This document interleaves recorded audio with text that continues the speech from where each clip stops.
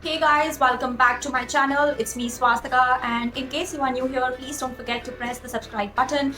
The topic of discussion today and the topic that we are going to ponder upon today is going to be why I would not recommend Jawaharlal Nehru University to anyone, and this is especially for freshers who are planning to go there. And I am also going to talk about what you should be expecting from the university in case you are new there. So without any further ado, let's get to it.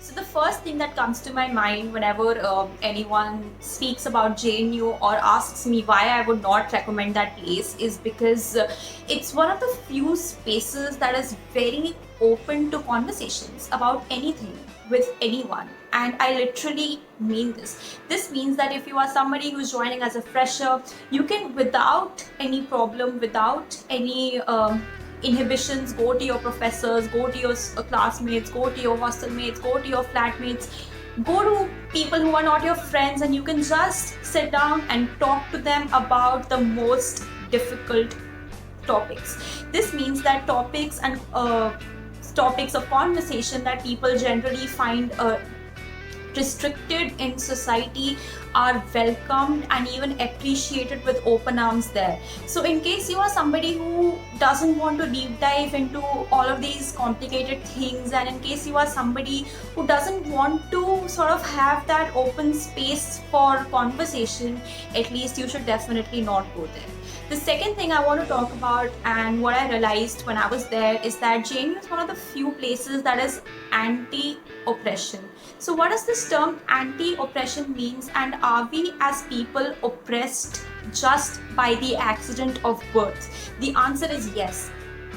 You may ask yourselves why, like I've always been born and brought up here, and why am I oppressed? That is because oppression is something that goes and perpetuates on the whims of society and how we were born and brought up. So in case you are somebody who feels that person A and person B are equal despite having differences in caste, class, religion, gender, then you should definitely not go there. But if you are somebody who feels that differences in caste, class, gender, religion automatically place you at a disadvantage compared to others, and then you should definitely go there. So that is the basic fundamental key, that person A and person B are not equal if caste, class, society, gender, religion, all of these social factors in fact advantage and privilege person A.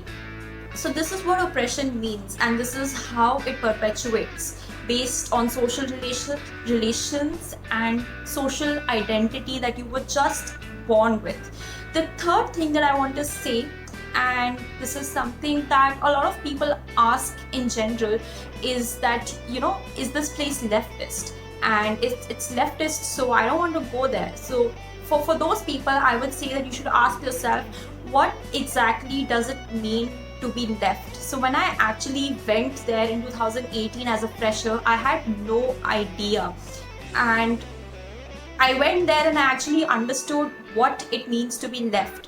So what it means to be left is a very simple position. It's not something that is very complicated to understand. It's not something that is very superficial or something that needs a lot of digging into your brain. It's a very simple phenomena, and that phenomena is that people, as they were born, by their social identity, by the accident of birth, are placed in two groups.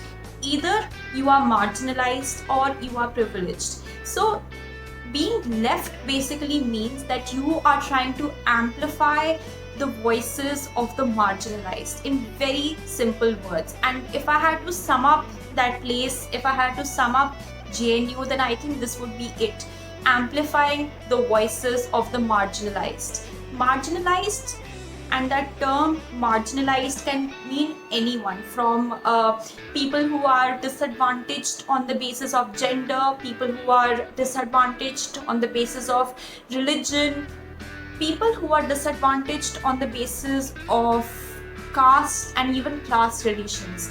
So if I had to further break this down into simpler words, I would say that society exists because there is always one dominant group and one group that is getting subversed. So this marginalized group and amplifying the voices of the marginalized group is essentially what Jawaharlal Nehru University is about. So in case you are somebody who doesn't like having spaces open for difficult conversations about difficult topics, and in case you are somebody who's not anti-oppression and doesn't feel for the plight of the marginalized, then I feel that you should definitely not go there. I think this sums up most of the doubts and most of the questions that people have before they go as freshers into the university, because this is it. This literally is it. So in case you are somebody who clicked this video because they want to know why I would not recommend going to JNU, it's the total opposite, guys. I would definitely recommend going there in case you are somebody who wants to know how systemic oppression works, perpetuates and operates in a society like ours. And secondly, for people who feel कि वहाँ पढ़ाई नहीं होती and academics are getting ignored, it's the total opposite. I have spent the last 2 years of my life writing so many term papers, so many end semester papers, so many mid semester papers that I'm totally exhausted by the end of it. So it's a very intense course in case you choose to go for CPS or CHS in social sciences. It's very academically intense and you will learn so much.